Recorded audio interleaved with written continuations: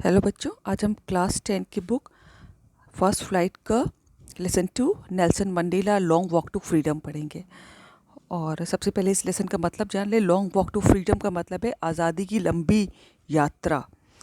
और ये Nelson Mandela ने जो आज़ादी के लिए लंबी यात्रा की उसके बारे में है। और ये एक ऑटोबायोग्राफी जो नेल्सन मंडेला साहब ने लिखी लॉन्ग वॉक टू फ्रीडम के नाम से, उसका एक्सट्रैक्ट है। यानी कि एक किताब लॉन्ग वॉक टू फ्रीडम के नाम से ऑटोबायोग्राफी लिखी गई। अब ऑटोबायोग्राफी कहते हैं आत्मकथा को। जब कोई व्यक्ति अपने लाइफ के बारे में जो डिटेल्स देता है वो ऑटोबायोग्राफी कहलाती है। और इसके खुद ऑथर यानी कि नेल्सन रोयला मैंडेला है। See before you read, apartheid is a political system that separates people according to their race. Can you say which of the three countries named below had such a political system until very recently? Apartheid जो होता है एक political system होता है जो लोगों को उनके रेस के हिसाब से, उनकी जो जाति के हिसाब से अलग करता है। और अपार्थीड जो है आप बता सकते हैं कि जो नीचे 3 कंट्रीज़ दी हैं, United states of America, south Africa, Australia, उसमें से हाल ही में रिसेंटली जो है किसका पार्ट था, किसका पॉलिटिकल सिस्टम का पार्ट था? तो ये नेचुरली साउथ अफ्रीका में बहुत प्रोमिनेंट था। और अपार्थीड होता है एक रेशियल डिस्क्रिमिनेशन कि जिस पे लोगों की स्किन के हिसाब से, स्किन के रंग के हिसाब से काला और गोरा करके भेदभाव किया जाता है। और अफ्रीका में ये बहुत प्रोमिनेंट था, बहुत ज़्यादा देखा जाता था। तो आज हम उसी के बारे में पढ़ेंगे। आगे देखिए, have you heard of Nelson Mandela? क्या आपने कभी नेल्सन मंडेला के बारे में सुना है? Mandela and his African National Congress spent A life time fighting against apartheid. Nelson Mandela ने और उनकी पार्टी जिसका कि नाम अफ्रीकन नेशनल कांग्रेस था, उन्होंने पूरी ज़िंदगी जो है अपार्थीड के अगेंस्ट एक लड़ाई लड़ी। यानी वही जो रंग के आधार पर, स्किन के कलर के आधार पर जो भेदभाव किया जाता था, वो उसके अगेंस्ट उन्होंने लड़ाई लड़ी। Mandela had to spend 30 years in prison. और इसकी वजह से मंडेला साहब को 30 साल जो है जेल में बिताने पड़े। Finally, democratic elections were held in South Africa in 1994 and Mandela became the first black president of a new nation. और फाइनली 1994 में साउथ अफ्रीका में डेमोक्रेटिक इलेक्शंस हुए। डेमोक्रेटिक इलेक्शंस का मतलब है जब जनता ने खुद अपना नेता चुना और उसमें उस नए राष्ट्र के जो है पहले ब्लैक प्रेसिडेंट, यानी कि जिनकी स्किन ब्लैक का कलर ब्लैक था, मंडेला साहब वो पहले राष्ट्रपति बने, first black president of South Africa. In this extract from his autobiography Long Walk to Freedom, जैसे कि अभी हमने पढ़ा था कि लॉन्ग वॉक टू फ्रीडम उनकी ऑटोबायोग्राफी का नाम है। और ये इसका एक एक्सट्रैक्ट है उस ऑटोबायोग्राफी जो लॉन्ग वॉक टू फ्रीडम है के नाम से है। उसका एक कुछ पार्ट आपके इस कोर्स में दिया गया है, वो उसका एक्सट्रैक्ट कहलाता है। Mandela speaks about a historic occasion. और इस एक्सट्रैक्ट में मंडेला जो है वो एक ऐतिहासिक अवसर की बात करते हैं, द इनॉग्रेशन, एक इनॉग्रेशन की, एक उद्घाटन की। Can you guess what the occasion might be? क्या आप गेस कर सकते हैं कि वो कौन सा अवसर है, हो सकता है? Check your guess with this news item from the BBC of 10 May 1994। और आप इस बात को कि वो कौन से अवसर पे मंडेला साहब ये एड्रेस करेंगे पब्लिक को, ये आप BBC की जो न्यूज़ आती है ब्रिटिश ब्रॉडकास्टिंग कॉरपोरेशन की 10 मई 1994 की, उसमें चेक कर सकते हैं। See, Mandela becomes South Africa's first black president. Mandela जो है साउथ अफ्रीका के पहले ब्लैक राष्ट्रपति बने। यहाँ पर ब्लैक का मतलब उनकी स्किन के कलर से है। Nelson Mandela has become South Africa's first black president after more than 3 centuries of white rule. Nelson Mandela जो है साउथ अफ्रीका के पहले ब्लैक प्रेसिडेंट बने और इससे पहले 300 सालों से, 3 सेंचुरीज से वाइट का रूल था। यानी जो गोरे रंग के लोग थे, गोरी स्किन वाले थे, वो शासन कर रहे थे पिछले 300 साल से। और 300 साल के बाद मंडेला पहले ब्लैक राष्ट्रपति बने। Mister Mandela, African National Congress party won 252 of 400 seats in the first democratic elections of South Africa's history। और साउथ अफ्रीका की हिस्ट्री में पहली बार ऐसे हुआ कि मिस्टर मंडेला की पार्टी जिसका नाम अफ्रीकन नेशनल कांग्रेस था, उसने 400 सीटों में से 252 सीटें जीती जब डेमोक्रेटिक इलेक्शंस हुए थे, जब लोगों ने अपने नेता का चुनाव किया। उसमें से 400 में से 250 सीट्स जो हैं मिस्टर मंडेला की पार्टी अफ्रीकन नेशनल कांग्रेस को मिली। The inauguration ceremony took place in the Union Building amphitheater in Pretoria today, attended by politicians and dignitaries from more than 140 countries around the world. और ये जो जहाँ पर oath ली, जहाँ पर inauguration हुआ, उद्घाटन हुआ कि वो जहाँ पर वो राष्ट्रपति बनने वाले थे, वो जगह, वो प्रेटोरिया नामक जगह पे, कि एक एम्पी थिएटर होता है कि लार्ज ओपन थिएटर, यानी कि खुला हुआ मैदान जिसमें एक थिएटर खुला हुआ जिसमें छत ना हो, तो वो एम्पी थिएटर कहलाती है। और यूनियन बिल्डिंग के एम्पी थिएटर में, जो कि प्रेटोरिया नामक जगह पे था, वहाँ पर ये सेरेमनी सेलिब्रेट की गई, attended by politicians and dignitaries from more than 140 countries around the world. और उसमें संसार के एक मोर देन 140 कंट्रीज ने के पॉलिटिशियंस ने और डिग्नेटरीज, जो एमिनेंट लोग थे वहाँ के, जो मुख्य लोग थे, उन लोगों ने पार्टिसिपेट किया इस सेरेमनी में। Never again will this beautiful land experience the oppression of one by another, said Mandela in his address। और जब मंडेला साहब ने लोगों को एड्रेस किया, वहाँ पर स्पीच दी, तो वहाँ पर उन्होंने कहा कि इस ब्यूटीफुल लैंड में, साउथ अफ्रीका की सुंदर ज़मीन पर अब कभी भी नहीं किया जाएगा ऑपरेशन, शोषण, एक व्यक्ति का दूसरे व्यक्ति द्वारा। यानी कि अब साउथ अफ्रीका की ज़मीन एक के द्वारा दूसरे का शोषण किया जाना नहीं करेगी। Jubilant scene on the streets of Pretoria followed the ceremony with blacks, whites and colored celebrating together। Jubilant होता है हैप्पी और जॉयफुल, तो एक वहाँ की प्रिटोरिया की सड़कों पे बहुत एक खुशी का सीन था। और followed the ceremony with blacks, whites and coloured celebrating together. और उस सेरेमनी को काले लोग, सफ़ेद स्किन के लोग और कलरेड, सारे मिक्स कलर के लोग जो थे, सभी उसमें थे, साथ थे। More than 1 lakh South African man, women and children of all races sang and dance with joy. और वहाँ पर 1 लाख से भी ज़्यादा अफ्रीका के लोगों ने, लेडीज़ ने और बच्चों ने, वहाँ पर सारी रेसेस के लोगों ने, सारी जातियों के लोगों ने गाना गाया और खुशी से डांस किया। Now see the next page. 10th May dawned bright and clear। For the past few days, I had been pleasantly besieged by dignitaries and world leaders who were coming to pay their respect before the inauguration. The inauguration would be the largest gathering ever of international leaders on South African soil। और Mandela साहब कहते हैं कि वो 10 मई की सुबह थी, बहुत चमकीली और साफ़ सुबह थी, जिसमें वो पिछले कई दिन से जो संसार के जो जितने डिग्नेटरीज थे, जितने एमिनेंट लोग थे, प्रमुख लोग थे, उनके द्वारा और वर्ल्ड लीडर्स के द्वारा घिरे हुए थे। और वे सभी उनको रिस्पेक्ट देने और इनाग्रेशन के लिए कुछ दिन पहले से आ गए थे। The inauguration would be the largest gathering ever of international leaders on south African soil.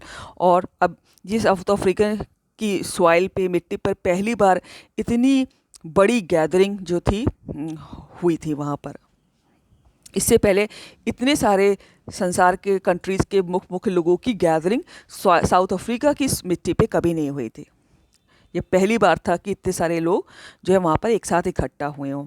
The ceremony took place in the lovely sandstone amphi theatre form by the union buildings in Pretoria. और जो जहाँ ceremony हुई थी वो union buildings, Pretoria नामक जगह पे union buildings के एम्पी थिएटर में हुई थी, यानी कि खुला हिस्सा था, वहाँ पर छत नहीं थी, खुले थिएटर था। For decades this had been the seat of white supremacy. और दसियों साल से, डिकेड होता है बच्चों, 10 साल के समय को डिकेड कहते हैं, और यहाँ पर लिखा है डिकेड्स। और दसियों साल से this had been the seat of white supremacy. और ये सीट यानी कि प्रेसिडेंटशिप की, जो प्रेसिडेंट की सीट थी, उस पर वाइट लोगों की सुप्रीमेसी थी, गोरे लोग की प्रभुसत्ता थी, वो लोगों ने कब्जा जमाया हुआ था। आगे देखिए। And now it was the site of rainbow gathering of different colours and Nations for the installation of south Africa's first democratic non racial government. और अब उन्होंने वह नॉन रेशियल गवर्नमेंट की स्थापना के लिए, कि जिसमें किसी भी जाति को को का महत्व नहीं होगा, सब बराबर है। ऐसी एक डेमोक्रेटिक नॉन रेशियल गवर्नमेंट की स्थापना के लिए सारे लोग, सारे रंग के लोग, उन्होंने सारे रंग के लोगों के लिए रेनबो शब्द यूज़ किया है कि जैसे रेनबो में violet, indigo, blue, green, yellow, orange, red सातों रंग होते हैं, उसी तरह हर स्किन के लोगों की गैदरिंग हुई थी और वो सभी साउथ अफ्रीका की एक नॉन रेशियल गवर्नमेंट के इंस्टॉलेशन के लिए आए थे, यानी कि उसकी स्थापना के लिए आए थे। On that lovely autumn day, I was accompanied by my daughter Janani। और देखिए यहाँ पर ऑटम डे है, यहाँ पर हमारे यहाँ 10 मई के करीब बहुत गर्मी का सीज़न होता है हमारे इंडिया में, लेकिन वहाँ पर ऑटम चल रहा था, पतझड़, ठीक है, साउथ अफ्रीका में। तो देखिए उस दिन जो है वो ऑटम का दिन था और वो अपनी बेटी ज़ेनानी के संग थे। उनकी बेटी का नाम ज़ेनानी है। ऑन द पोडियम मतलब पोडियम स्टेज को कहते हैं, और स्टेज पे, मंच पे Mr de Klerk was first on is as second deputy president. Mr de Klerk ने पहले as a second deputy president के रूप में शपथ ली। स्वान कहते हैं शपथ लेने को। Then see the next page, this is the photo of mister Mandela. Then Thabo Mbeki was sworn is as first deputy president, और फिर थाबो मैबेकी नाम के जो एक थे, उन्होंने as a first deputy president के उपराष्ट्रपति के रूप में शपथ ली थी। When it was my turn, Mandela साहब कहते हो कि जब ये मेरा टर्न था, I pledged to obey and uphold the constitution and to devote myself to the well-being of the republic and its people। और जब मेरी शपथ लेने की बारी आई तो मैंने कॉन्स्टिट्यूशन को, जो संविधान होता है, कॉन्स्टिट्यूशन होता है बच्चों, जिसमें पूरी आप किसी कंट्री के रूल्स एंड रेगुलेशंस लिखे हुए होते हैं कि कौन क्या करेगा, क्या कर सकता है, राइट्स हैं किसके, क्या ड्यूटीज़ हैं, क्या करने पे क्या पनिशमेंट होती है। तो ये सब, इसको शॉर्ट में कॉन्स्टिट्यूशन कहते हैं। और जब कि उन्होंने फिर ये शपथ ली, I pledge to obey and uphold the constitution, कि मैं कॉन्स्टिट्यूशन जो है, संविधान को ओबे करूँगा, मानूंगा, एंड अपहोल्ड, और उसको बनाए रखूँगा, and to devote myself to the well being of the republic and its people. और मैं रिपब्लिक के लिए और पीपुल के लिए, अपने देश के और उनकी भलाई के लिए हमेशा डिवोटेड रहूँगा, हमेशा संलग्न रहूँगा। To the assembled guest and the watching world I said, और आय बार बार जो है मंडेला साहब के लिए आ रहा है, क्योंकि ये उनकी ऑटोबायोग्राफी है, उन्होंने अपने जीवन की कथा लिखी है, ठीक है। और उन्होंने कहा कि जितने भी असेंबल्ड गेस्ट है, जितने भी गेस्ट इकट्ठा हुए हैं, एंड द वॉचिंग वर्ड, जो पूरा संसार देख रहा है, उनके लिए उन्होंने कहा, today all of us do by our presence here confer glory and hope to new born liberty. और उन्होंने कहा कि आज जो है हम सब जो है, एक आशा और एक शान की बात है कि एक न्यू बॉर्न लिबर्टी, एक नई स्वतंत्रता का जन्म हुआ है, out of the experience of an extraordinary human disaster that lasted too long. और इस ह्यूमन डिज़ास्टर, ये जो मनुष्य की भागहीनता रही है, जो कि इतने समय तक चली, लास्टेड टू लॉन्ग, जो इतने समय तक चली, उसके एक्सपीरियंस के बाद must be born a society of which all humanity will be proud. उसके बाद अब एक ऐसी सोसाइटी का जन्म होगा जिस पे सारी मानवता गर्व करेगी। उनका मतलब था कि इतने सालों पे तक जो लोगों ने कष्ट सहे हैं, डिज़ास्टर्स और भागहीन रहे हैं इतने सालों से, क्योंकि गोरे लोगों ने, बताया जाता है कि बहुत बुरा सलूक किया था। तो कहते हैं कि उसकी जो भी ये डिज़ास्टर हुआ था, उसके बाद अब जो भी सोसाइटी नई बनेगी, उस पर मानवता गर्व करेगी। सी the next para. We who were outlaws not so long ago have today been given the rare privilege to be host to the nations of the world on our soil। और वो कहते हैं outlaws होता है कि जिसको अभी तक बहिष्कृत कर दिया गया था, बॉयकॉट कर दिया गया था। तो कह रहे थे कि और साउथ अफ्रीका को बॉयकॉट इसलिए करा गया था क्योंकि जो एपार्थाइड सिस्टम था, वो बहुत सारी कंट्रीज़ उसको सही नहीं मानती थी, और उसको इसलिए बहुत सारी कंट्रीज़ ने उनके संग रिलेशन अच्छे नहीं रखे थे। तो उसको कहते हैं आउटलॉ, ठीक है। तो कहते हैं कि जो अभी तक हम लोग आउटलॉ चल रहे थे, बहुत समय से बहिष्कृत चल रहे थे, लेकिन अब हमारा प्रिविलेज है कि बहुत ही कम सौभाग्य मिलता है, ये रेयर प्रिविलेज है कि हम हमारी ज़मीन जो है सारे राष्ट्रों को होस्ट करे, की मेज़बानी करे। यानी कि जब अपार्थीड ख़त्म हुआ तो बहुत सारी कंट्रीज़ जो उनके संग अच्छे रिलेशन नहीं रखते थे, वो लोग भी उनकी ज़मीन पे उनके गेस्ट बन के आए और उन्होंने, अफ्रीका ने उनकी मेज़बानी की, होस्ट किया उनको। We thank all of our distinguished international guest for having come to take positions with the people of our country और what is after all a common victory for justice, for peace, for human dignity.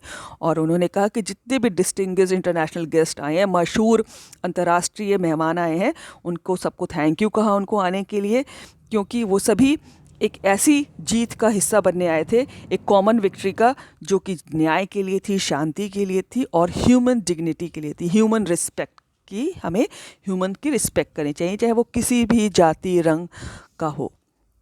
We have at last achieved our political emancipation. We pledge ourselves to liberate all our people from the continuing bondage of poverty, deprivation, suffering, gender and other discrimination.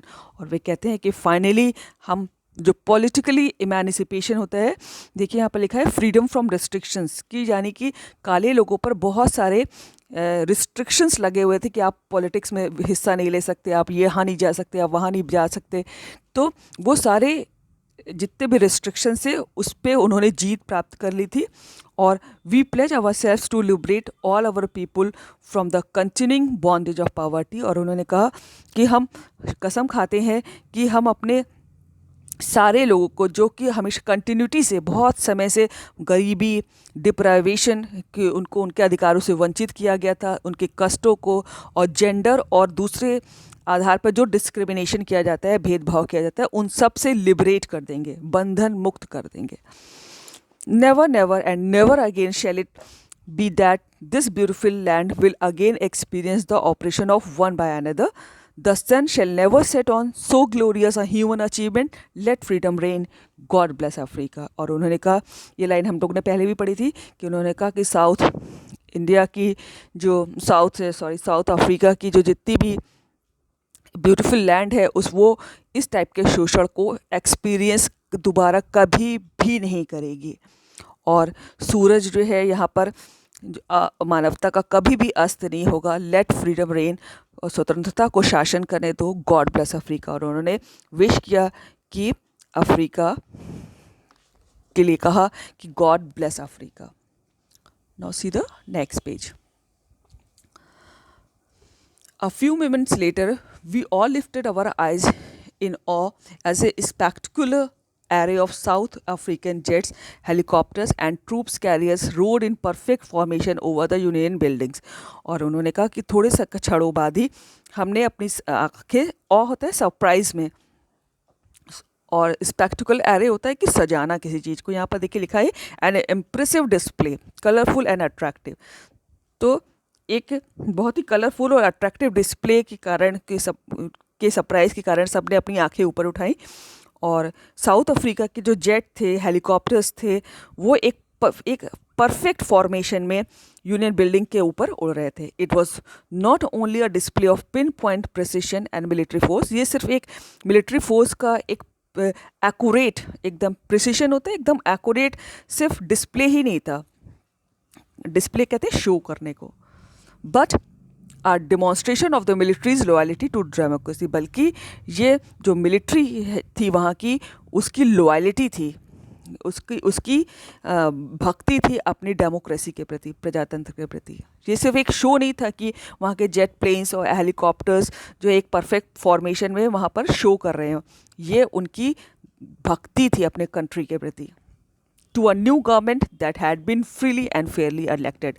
उनकी भक्ति थी ये अपनी नई सरकार के प्रति, जो कि जब फ्री थी और फेयरली इलेक्ट हुई थी, यानी कि बिल्कुल बिना किसी निष्पक्ष भाव से चुनी गई थी, यानी कि उसमें कोई भी गड़बड़ नहीं हुई थी। जब इलेक्शन हुआ था तो बिल्कुल फेयर इलेक्शन हुआ था। See only moments before the highest generals of the South Africa defence force and police, their chest be taken with ribbons and medals from days gone by, saluted me and pledged their loyalty। और कहते हैं कुछ क्षणों पहले ही जो south Africa की defence force के सुरक्षा बल के जो जितने भी जनरल हाईएस्ट रैंक्स पे जनरल्स थे और पुलिस ऑफिसर्स थे और जिनके सीने पे रिबन्स लगे होते जो और मेडल्स लगे होते हैं, आप लोगों ने देखा होगा ना पुलिस ऑफिसर्स के जो अच्छा काम करते हैं उनके मेडल्स लगे होते हैं उनके ड्रेस पे, उनकी यूनिफॉर्म पे, तो ऐसे मेडल्स लगे होते हैं। उन्होंने मुझको सैल्यूट किया एंड प्लेज देयर लॉयल्टी, और अपनी लॉयल्टी की, अपनी भक्ति की कि वो हमेशा ईमानदार रहेंगे, उसकी कसम ली। लॉयल होता है जो कभी गद्दारी नहीं करता, ठीक है, उसको लॉयल कहते हैं। आई was not unmindful of the fact that not so many years before they would not have saluted but arrested me. Finally, a chevron of Impala jets left a smoke trail of the black, red, blue, green and gold of the new South African flag। और कहते हैं कि मैं इस बात से अनजान नहीं था, अनमाइंडफुल नहीं था कि कुछ साल पहले ही इन्होंने ना केवल मुझे सैल्यूट तो दूर की बात, मुझे अरेस्ट किया था। यानी कि बहुत, तो हम लोगों ने पहले ही पढ़ा था कि वो 30 साल तक जेल में रहते हैं। अब लेकिन गवर्नमेंट बदल गई थी तो वही ऑफिसर्स उनको सैल्यूट कर रहे थे और पहले कुछ साल पहले ही इन्होंने लोगों ने उनको अरेस्ट किया था। फाइनली ए शेवरॉन होता है बच्चों a pattern in the shape of V shape का, है ना। तो finally a chevron of Impala jets left a smoke trail of black, red, green, blue and gold of the new South African flag। और अंत में जो है jet planes जो थे साउथ अफ्रीका के, इम्पाला जेट प्लेन्स, उन्होंने वी शेप में काला, लाल, हरा, नीला और गोल्ड रंग का, गोल्डन कलर का, जो कि साउथ अफ्रीका के कलर, झंडे के कलर होते हैं, उन रंगों का धुआं फेंका। यानी कि वो उन्होंने अपना प्रोग्राम डिस्प्ले किया। The day was symbolized for me by the playing of our two national anthems and the vision of white singing Nkosi Sikelel Afrika and black singing Die Stem, the old anthem of the Republic. Although that day neither group knew the lyrics of the anthem they once despised, they would soon know the words by heart। और Mandela साहब लिखते हैं अपनी autobiography में कि उस दिन जो है दो नेशनल एंथम, दो राष्ट्रगान, जो वाइट का होता है वो नेकोसी सिकलेल अफ्रीका और जो ब्लैक लोग आते हैं डाई स्टेम, दोनों ही गाए गए। और जो ओल्ड एंथम था वो डाई स्टेम है, ठीक है, जो ब्लैक लोग गाते थे।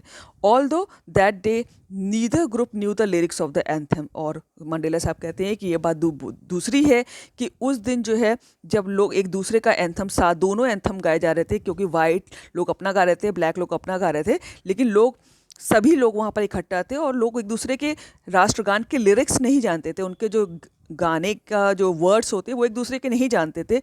लेकिन और एक समय ऐसा भी था कि दे वंस डिस्पाइज्ड होता है, had a very low opinion of, एक दूसरे के राष्ट्रगान के प्रति बहुत ही तुच्छ ओपिनियन रखते थे। बट वो कहते हैं they would soon know the words by heart, लेकिन वो कहते हैं कि बहुत ही जल्दी ऐसा समय भी आएगा कि वो एक दूसरे के राष्ट्रगान को बाय हार्ट समझ लेंगे। यानी कि पहले ऐसा था कि वाइट लोग रूल करते थे, उनका अपना राष्ट्रगान था, और जो ब्लैक लोग थे उनको सब बहुत बुरा बिहेवियर किया जाता था, उनका राष्ट्रगान भी अलग था। लेकिन अब चूंकि सब एक हो गया था तो दोनों ही राष्ट्रगान वहाँ पर गाए गए। और उस समय लोग एक दूसरे के, सफ़ेद गोरे लोग जो है काले वालों का, और ब्लैक स्किन वाले लोग जो थे गोरे लोगों का राष्ट्रगान के लिरिक्स कि कैसे गाना है उसके वर्ड्स नहीं समझते थे, लेकिन वो कहते थे बहुत ही जल्दी एक दूसरे के वर्ड्स, दोनों राष्ट्रगानों के वर्ड्स वो लोग याद कर लेंगे, बाय हार्ट याद कर लेंगे। On the day of the inauguration, I was overwhelmed with a sense of history in the first decade of the 20th century. A few years after the bitter Anglo-Boer War and before my own birth, the white-skinned peoples of South Africa patched up their differences and erected a system of racial domination against the dark-skinned people of their own land। और Mandela साहब कहते हैं कि जब जिस दिन उद्घाटन हुआ, I was overwhelmed with a sense of history, कह रहे थे कि मुझे जो है जो साउथ अफ्रीका की हिस्ट्री थी मैं उससे पूरा अभिभूत था, पूरा जो साउथ अफ्रीका की हिस्ट्री अभी तक रही थी उससे मैं पूरा, मेरी दिल में सारी फीलिंग्स भरी हुई थी इस हिस्ट्री के प्रति। और in the first decade of the 20th century, first decade of the 20th century का मतलब है 1900 से 1910 के बीच में, हम पहले ही पढ़ चुके हैं डिकेड 10 साल को कहते हैं, तो फर्स्ट डिकेड का मतलब है सन 1900 से सन 1910 के बीच। A few a few years after the bitter Anglo-Boer War, और जब एंग्लो-बोर वॉर हुई थी और उसके कुछ साल बाद, and before my own birth, लेकिन मेरी जन्म से पहले, the white skin people of South Africa patched up their references and erected a system of racial domination. Erected होता है निर्माण किया था, कि साउथ अफ्रीका के जो गोरी स्किन वाले लोग थे, गोरे लोग थे, उन्होंने अपने एक नए सिस्टम का निर्माण किया, racial domination against the dark skin people of their own land, और अपने ही लैंड के, अपने ही देश के जो है डार्क कलर के जो जिनके स्किन वाले लोग थे, उनके अगेंस्ट रेशियल डोमिनेशन जैसा एक सिस्टम इरेक्ट किया, एक सिस्टम का निर्माण किया जो, और वो सिस्टम जो था वो डार्क स्किन वाले लोगों के अगेंस्ट था। The structure they created formed the basis of one of the harshest, most humane societies the world has ever known। और कहते हैं नंडेला साहब कि जो उन्होंने एक जो नए सिस्टम का निर्माण किया जो कि रेशियल डिस्क्रिमिनेशन पर, जाति के भेदभाव पर आधारित था, वो इतना इनह्यूमन था, इतनी मानवता से दूर था, इतना हार्श था, इतना निर्दयी था कि कोई भी सोसाइटी या दुनिया का कोई भी आदमी इतना नहीं सोच सकता कि इतना बुरा, इतना निर्दयी सिस्टम उन्होंने जो बनाया था। Now in the last decade of the 20th century and my own 8th decade as a man, और कहते हैं इस समय जो है 20th सेंचुरी का लास्ट डिकेड चल रहा है, यानी कि 1991 से 2000 तक का, ठीक है, 1990 से आप 2000 तक कह सकते हैं, ठीक है। तो और ये सब सिस्टम जब बना था तो वो फर्स्ट डिकेड में बना था, और ये अब ये आखिरी डिकेड चल रहा है 20th सेंचुरी का, तो उसमें लास्ट डिकेड में, और मैं 8th डिकेड में हूँ, यानी कि वो 80 साल के करीब है। 8th डिकेड यानी उनका 8th डिकेड चल रहा है, और एक डिकेड में 10 साल होते हैं, यानी कि वो करीब 80 साल के लगभग उनकी एज हो गई थी उस समय। That system had been overturned forever and replaced by one that recognized the rights and freedoms of all peoples regardless of the color of their skin। और कह रहे हैं कि इस डिकेड में जो सबसे लास्ट डिकेड था 20th सेंचुरी का, इसमें जो है पूरा सिस्टम ओवरटर्न हो गया है, पलट गया है, और रिप्लेस कर दिया गया है किससे, rights and freedom of all people से, कि अब सबको स्वतंत्रता है, अपने अपने अधिकार हैं, regardless of the colour of their skin, और उनकी कलर का, स्किन का कलर कुछ भी हो, इससे कोई फ़र्क नहीं पड़ता, उनके अपने अधिकार हैं, उनकी अपनी स्वतंत्रता है। That day had come about through the unimaginable sacrifices of thousands of my people whose suffering and courage can never be counted or repaid। और वो जितने भी शहीद जो उनकी स्वतंत्रता को जो इतना लंबा संघर्ष चला था, बहुत सारे लोगों को जो उसमें मर गए थे, उनको याद करते हुए कहते हैं कि that day had come about through the unimaginable sacrifices of thousands of my people. हज़ारों हमारे लोग ऐसे जिनके कि बलिदान को आप सोच भी नहीं सकते। People who suffering and courage can never be counted और रिपेड, और उन्होंने जो कष्ट सहे और जो साहस दिखाया, और जिसको कि आज तक काउंट तक नहीं किया, गिना तक नहीं गया, या फिर रिपे भी नहीं किया गया। I felt that day, as I have on so many other days, that I was simply the sum of all those African patriots who had gone before me। और वो उनके सभी के अफ्रीकन पैट्रियट कहते हैं कि सब अफ्रीका के देशभक्त थे वो, और जो मुझसे पहले चले गए, और मैं भी उन्हीं का पार्ट था। That long and noble line ended and now began again with me. और कह रहे हैं कि हालांकि वो उन लंबी और नोबल लाइन, क्योंकि वो सारे नोबल लोग थे जिन्होंने अपनी कंट्री के लिए इतनी मेहनत की, तो उनको नोबल कहा उन्होंने, और कि वो लाइन ख़त्म हो गई है, और एक नई लाइन अब now began again with me, मेरे संग शुरू होगी, क्योंकि वो भी एक पैट्रियट थे, देशभक्त थे। I was pained that I was not able to thank them and that they were not able to see what their sacrifices had brought। और वो कहते हैं कि उनको बहुत इस बात से तकलीफ़ हो रही थी, बहुत दर्द हो रहा था कि वो उन लोगों को थैंक यू नहीं कह पाए जिन्होंने देश की हज़ारों लोगों को जिन्होंने देश के लिए इतना किया, उनकी कंट्री के लिए, और उनसे पहले मर गए, तो वो उनको थैंक यू नहीं कह पा रहे हैं। इस बात से उनको पेन हो रहा है, और जो भी वो देखना चाहते थे जिस स्वतंत्रता को, they were not able to see what their sacrifices had brought. उनके बलिदानों के कारण जो उनका सपना अचीव हुआ था वो उसको देख तक नहीं पा रहे, तो ये बात उनको पेन दे रही थी। The policy of apartheid created a deep and lasting wound in my country and my people. All of us will spend many years if not generations recovering from that profound hurt. और वो कहते हैं कि जो एपाथीट की जो policy थी कि रंग भेद की नीति कि ये काला है ये गोरा है, उसने बहुत गहरे डीप एंड लास्टिंग वूंड और जो बहुत समय तक रहने वाले ऐसे घाव हमारी कंट्री को और हमारे लोगों को दिए हैं.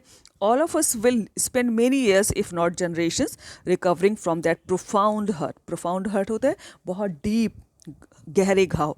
और हमारे हमारे लोगों को जनरेशन्स, कई जनरेशन्स तो नहीं लेकिन बहुत साल लगेंगे उस गहरे घावों को भरने के लिए. But the decades of operation and brutality had another unintended effect. लेकिन वो कहते हैं कि ये दसियों साल तक जो ऑपरेशन किया गया, उन लोगों का शोषण किया गया और ब्रूटैलिटी, उनके संग क्रूरता का व्यवहार किया गया, उससे अनइंटेंडेड होता है कि जिसने आपने कभी सोचा भी ना हो. अनइंटेंडेड इफेक्ट, ऐसा इफेक्ट हुआ. और क्या इफेक्ट था उसका कि यानी कि वहाँ के लोगों ने जो शोषण सहा और जो ब्रूटैलिटी क्रूरता झेली, उसका एक ऐसा इफेक्ट हुआ कि जो आप सोच भी नहीं सकते थे. और वो इफेक्ट था that was it produce the Oliver Tambos, the Walter Sisulus, the chief Luthulis, the Yusuf Dadoos, the Bram Fischers, the Robert Sobukwes of our time. कि उनके शोषण का ये बात हुई कि इस टाइप के महान लोगों ने हमारे यहाँ जन्म लिया, कि ये सब लोग प्रोड्यूस हुए. अगर वो इतना शोषण ना होता तो शायद ये लोग ना मिलते हम लोग को. इन लोगों ने साउथ अफ्रीका के लिए बहुत कुछ किया हुआ है.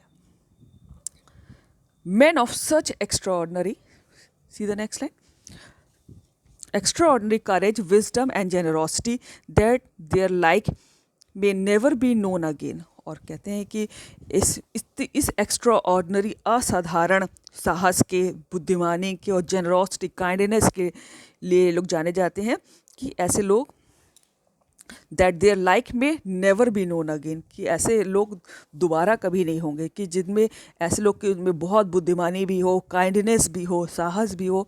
बहुत मुश्किल है ऐसे लोगों का दोबारा से जन्म लेना. तो perhaps it requires such depths of oppression to create such heights of character.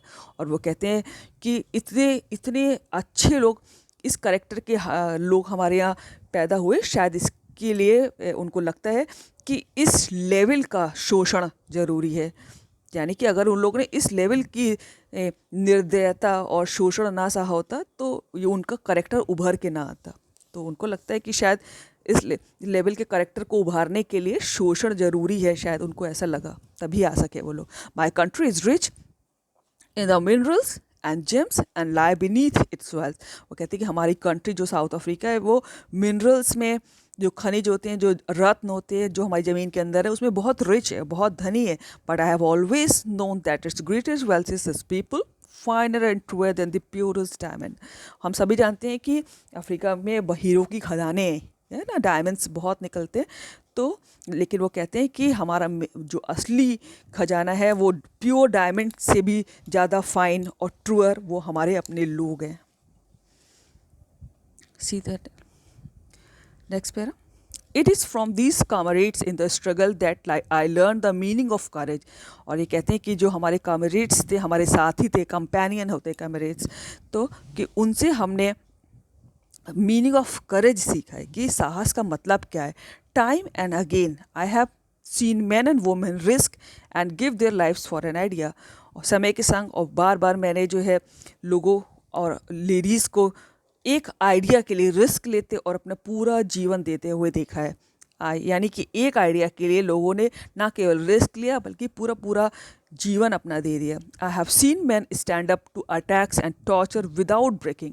मैंने ऐसे लोग देखे हैं जो खड़े रहे, चाहे उन पर जितने अटैक किए गए हों, चाहे जितना टॉर्चर किया गया हो, उनको आतंकित किया गया हो, और without breaking, showing a strength and resilience that defies the imagination. Resilience होता है बच्चों कि यहाँ पर लिखा है the ability to deal with any kind of hardships and recover from its effect. कि कुछ भी दुख हो जाए, कुछ भी कठिनाई आ जाए, लेकिन वो उससे उभर के आ जाना रिजिलियंस कहलाता है. और डिफाइज होता है कि खारिज कर देना उसको. तो उन्होंने कहते हैं कि I have seen men stand up to attacks and torture without breaking, showing a strength and resilience that defies the imagination. कि आप इमेजिनेशन, अपने कल्पना में भी नहीं सोच सकते कि ऐसे लोग उन्होंने देखे थे जो जिन पर इतने अटैक हुए, इतना आतंकित किया गया, लेकिन वो बिना टूटे और जितनी भी कठिनाई से उनसे उभर के सामने आए और खड़े रहे। I learn that courage was not the absence of fear. और मैंने सीखा कि करेज का मतलब डर की एब्सेंस नहीं है, कि डर अनुपस्थित है, ऐसी बात नहीं है, but the Triumph over it, Triumph होता है विक्ट्री, विजय, बल्कि डर के ऊपर जीत जो है वो साहस है। The brave man is not he who does not feel afraid but he who conquers that fear. कहते हैं कि बहादुर आदमी वो नहीं है कि जो डरता नहीं है, बहादुर आदमी वो है जो अपने डर के को जीत लेता है। ड्यूक एड सुना है ना, डर के आगे जीत है, वही कह रहा है। No one is born hating another person because of the color of his skin, on his background or his religion। वो कहते हैं कि कोई भी आदमी अपने बैकग्राउंड की, कि आपका बैकग्राउंड किस बैकग्राउंड के हैं, आप किस पृष्ठभूमि के हैं, आपकी स्किन का रंग क्या है, आपका रिलीजन क्या है, उससे हेट करता हुआ नहीं पैदा होता है।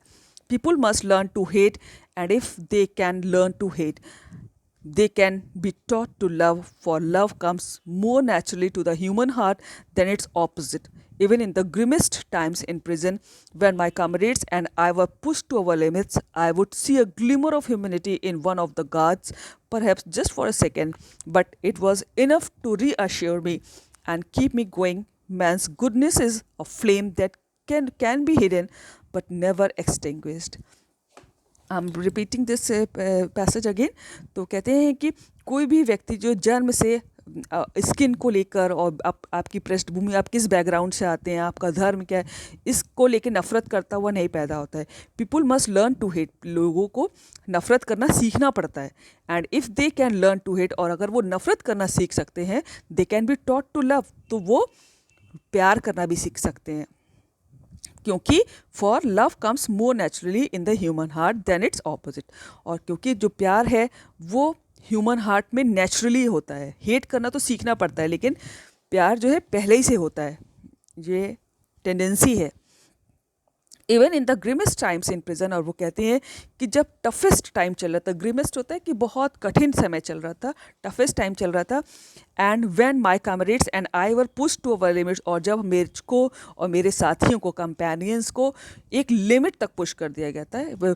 पुश टू अवर लिमिट्स होता है कि जिसके बाद कि बर्दाश्त ख़त्म हो जाए, है ना, इस लेवल तक पुश कर देना, उनको परेशान कर देना कि उसके बाद सारी हदें ख़त्म हो जाए, तो उसको कहते हैं पुश टू अवर लिमिट्स। कि उन लोगों को जब कठिन समय में उनके और उनके साथियों को इस लेवल तक, लिमिट तक पुश किया गया कि सारी बर्दाश्त की हदें ख़त्म हो गई। I would see a glimmer of humanity in one of the guard, और हमने एक उनके गार्ड, जो उनके अंग्रेज़ों के जो गोरे लोगों के गार्ड खड़े थे, उसकी एक किसी गार्ड में ह्यूमैनिटी देखी, अ ग्लिमर ऑफ ह्यूमैनिटी, है ना, कि एक मानवता की एक टिमटिमाता कुछ बिंदु सा देखा, perhaps just for a second, शायद एक सेकेंड के लिए दिखा वो, but it was enough to reassure me and keep me going. लेकिन वो एक सेकेंड की मानवता जो गोरे लोगों की गार्ड में उनको किसी एक गार्ड में देखने को मिली, वो ही उनके लिए इतनी काफ़ी थी, और ये अश्योर करने के लिए कि नहीं, अभी हमको लड़ते रहना है। I am repeating, but it was enough to reassure me and keep me going, कि हम लोगों को लड़ते रहना है। तो यानी कि वो जो गोरे थे, उनके गार्ड था, उनकी आंखों में एक किसी गार्ड की आंख में एक सेकंड के लिए ही अगर मानवता दिखाई दी, तो वो जान गए कि कहीं ना कहीं ह्यूमैनिटी अभी भी है, और ये चीज़ उनके लिए यही काफ़ी थी कि अभी हमको लड़ते रहना है। Man's goodness is a flame that can be hidden but never extinguished. और वो कहते हैं कि आदमी की अच्छाई उस लौ की तरह है, उस ज्योति की तरह है, कि जो छुप सकती है लेकिन बुझ कभी नहीं सकती। नेवर एक्सटिंग्विश्ड, बुझ कभी नहीं सकती। ठीक है, तो in life every man has twin obligations to his family, to his parents, to his wife and children, and he has an obligation to his people, his community, his country। Mandela साहब कहते हैं कि ज़िंदगी में हर आदमी के दो कर्तव्य होते हैं, obligation to his family, to his parents, to his wife and children, अपने परिवार के लिए, अपने माता पिता के लिए, अपनी पत्नी के लिए और अपने बच्चों के लिए कर्तव्य। And he has an obligation to his people, his community, his country, और अपने लोगों के लिए, अपने समुदाय के लिए, अपने देश के लिए कर्तव्य। In a civil and human society, each man is able to fulfill those obligations according to his own inclinations and abilities।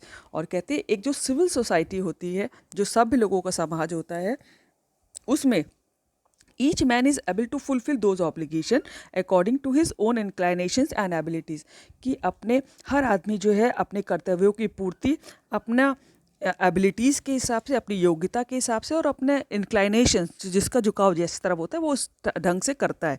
But in a country like South Africa it was almost impossible for a man of my birth and colour to fulfil both of those obligations.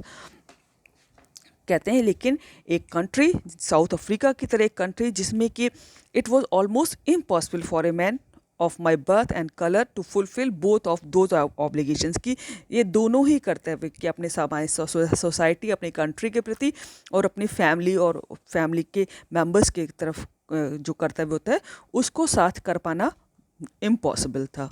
In South Africa a man of colour who attempted to live as a human being was punished and isolated. और कहते हैं कि south Africa में जो आदमी इस type की एक रिस्पेक्टफुल लाइफ, एक ह्यूमन बीइंग की तरह की लाइफ होनी चाहिए, अगर वो करने की कोशिश करता था तो उसको पनिश किया जाता था और आइसोलेट कर दिया जाता था, अलग कर दिया जाता था समाज से।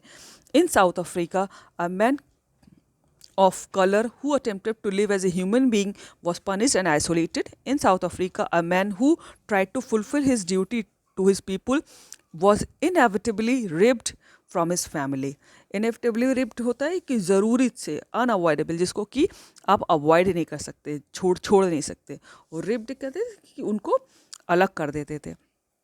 तो कहते थे कि साउथ अफ्रीका में एक आदमी जो अपने लोगों के प्रति ड्यूटी करना चाहता था, अपने कर्तव्य पूरे करना चाहता था, तो उसको इनएविटेबली ज़रूर से रिप्ड फ्रॉम हिज फैमिली, उसको अपनी फैमिली से अलग कर देते थे, अपने घर से, and his home, and was force to live a life apart.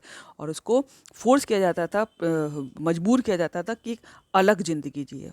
यानी कि अगर कोई समाज में किसी अपने लोगों के लिए, सोसाइटी के लिए कुछ करना चाहता था तो उसको उसके परिवार से, उसके घर से अलग कर देते थे और एक अलग लाइफ जीने पे अपार्ट कर देते थे, अलग कर देते थे और अलग लाइफ जीने पे मजबूर करते थे।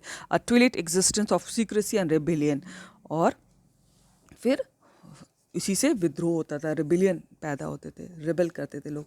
आई did not in the beginning choose to place my people above my family. वो कहते हैं कि शुरुआत में ऐसा नहीं था कि मैंने अपनी फैमिली से ज़्यादा लोगों को पसंद किया हो, but in attempting to serve my people I found that I was prevented from fulfilling my obligation as a son, a brother, a father and a husband। लेकिन उन्होंने जब अपने समाज के लिए कुछ करने की कोशिश की, कुछ समाज के लिए अच्छा करने के लिए कोशिश की, तो उनको जो है उनके कर्तव्य जो उनके एज ए बेटा, as a brother, as a husband, as a father थे, वो करने से रोका गया। यानी कि अगर आप समाज के लिए कुछ करना चाहते थे तो वहाँ पर उनको कुचल दिया गया, उनको रोका गया। और उस रोकने के चक्कर में वो अपने जो फैमिली के प्रति जो कर्तव्य थे, son, as a brother, as a father and as a husband, वो पूरा नहीं कर पाए।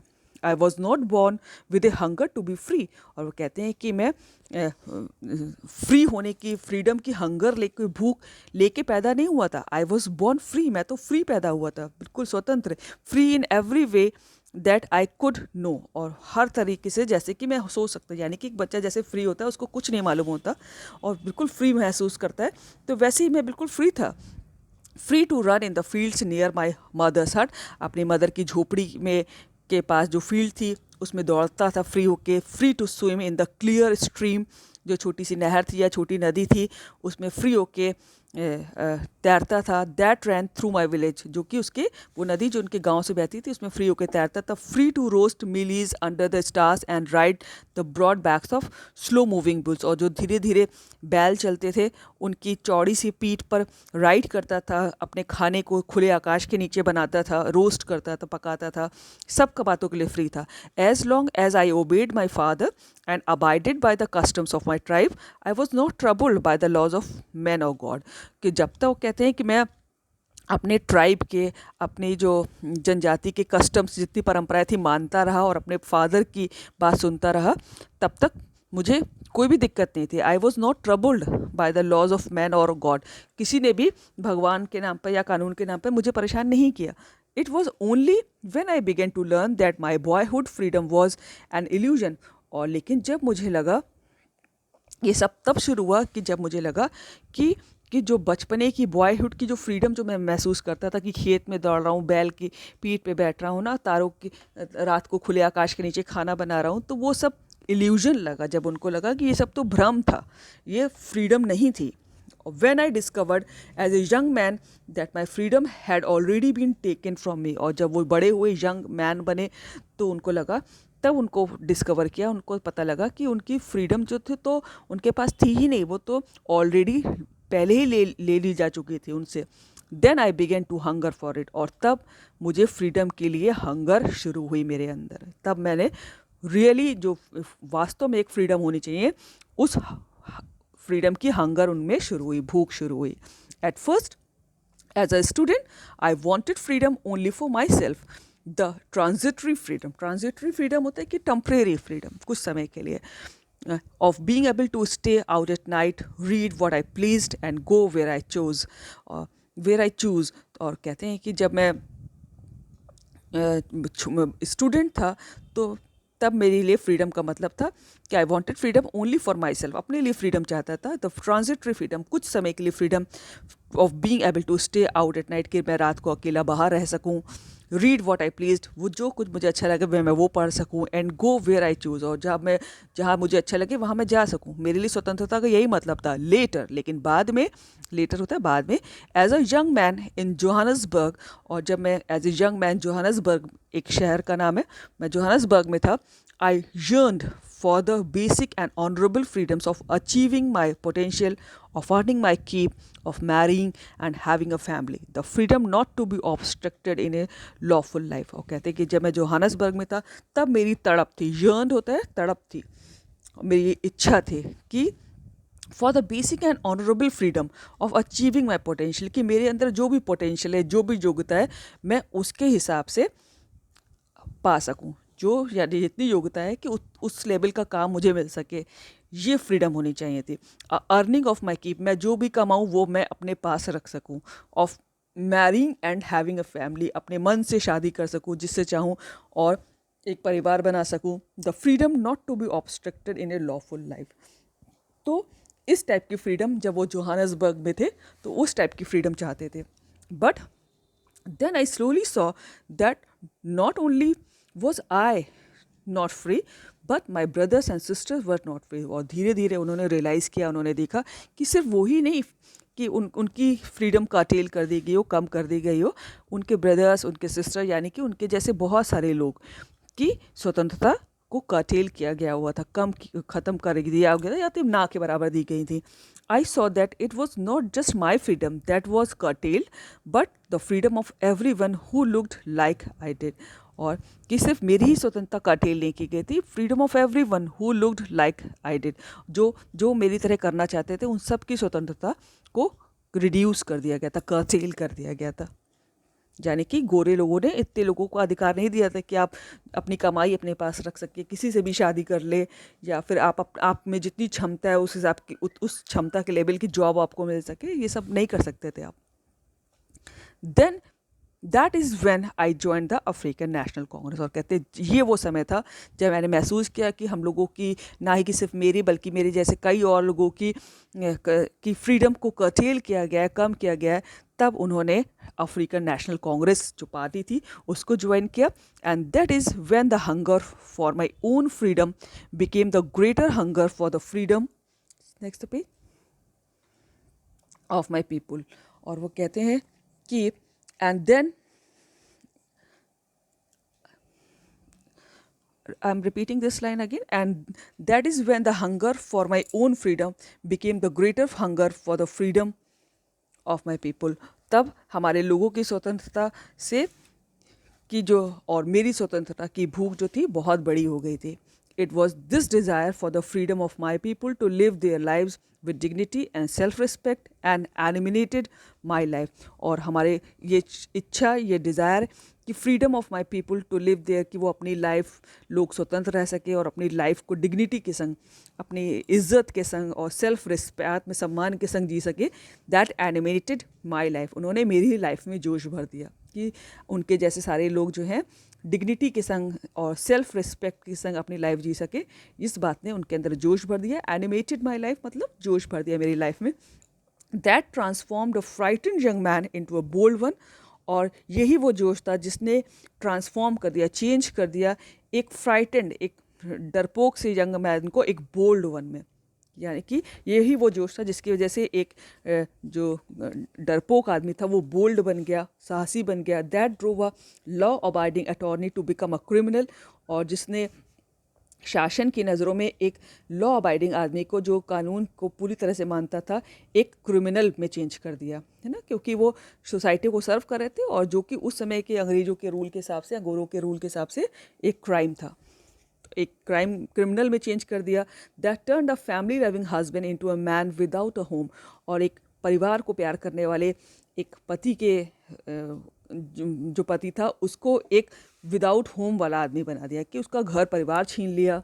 That forced a life loving man to live like a monk. और उन्होंने एक अपनी ज़िंदगी से प्यार करने वाले आदमी को एक मॉन्क की तरह, एक भिक्षुक की तरह, भिखारी की तरह जीवन जीने पे मजबूर कर दिया। मतलब ये डिज़ायर कि हमारे लोग स्वतंत्र रहें और डिग्निटी से रहें, सेल्फ रिस्पेक्ट से रहें, ये इस जोश से जो उन्होंने काम किया, तो उसकी वजह से एक डरपोक आदमी एक बोल्ड आदमी बन गया। एक जो एक लविंग हस्बैंड था वो, उसको घर छोड़ना पड़ गया। एक जो ज़िंदगी से प्यार करने वाला था उसको एक भिक्षु की तरह लाइफ बितानी पड़ी। I am no more virtuous or self-sacrificing than the next man, but I found that I could not even enjoy the poor and limited freedoms I was allowed when I knew my people were not free. वो कहते हैं कि ऐसा नहीं है कि I am no more virtuous, कि मैं उन लोगों से ज़्यादा गुणी हूँ और सेल्फ सेक्रीफाइसिंग हूँ, कि मैं अपना ज़्यादा अपनी चीज़ों का त्याग कर देता हूँ देन द नेक्स्ट मैन, कि अगले आदमी की अपेक्षा कि मैं बहुत ज़्यादा गुड़ी हूँ या अपनी चीज़ों का त्याग कर देता हूँ अपनी सोसाइटी के लिए, ऐसा कुछ नहीं है। But I found that I could not even enjoy the poor and limited freedoms I was allowed when I knew my people were not free. जब कहते हैं कि लेकिन वो जो कटेल्ड फ्रीडम उन लोगों को मिली हुई थी कि थोड़ी बहुत स्वतंत्रता मैं उसको इन्जॉय कर सकूँ, जबकि मैं जानता हूँ कि हमारे लोग जो हैं पूरी तरह से फ्री नहीं हैं, तो मैं उस जो थोड़ी बहुत स्वतंत्रता थी मैं उसको एंजॉय नहीं कर सकता था, उनको पूरी स्वतंत्रता चाहिए थी। I could not even enjoy the poor and limited freedoms I was allowed when I knew my people were not free. Freedom is indivisible, कहते हैं स्वतंत्रता अविभाज्य है, उसका आप उसको टुकड़े टुकड़े नहीं कर सकते। फ्रीडम को पूरी स्वतंत्रता होनी चाहिए।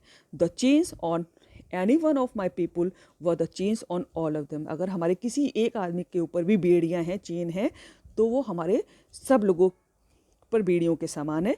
The chain all my people were the chains on me. और हमारे लोगों पर किसी तरह की भी बेड़ी है तो वो मेरे ऊपर बेड़ी है, यानी कि हम बंदिशों में हैं।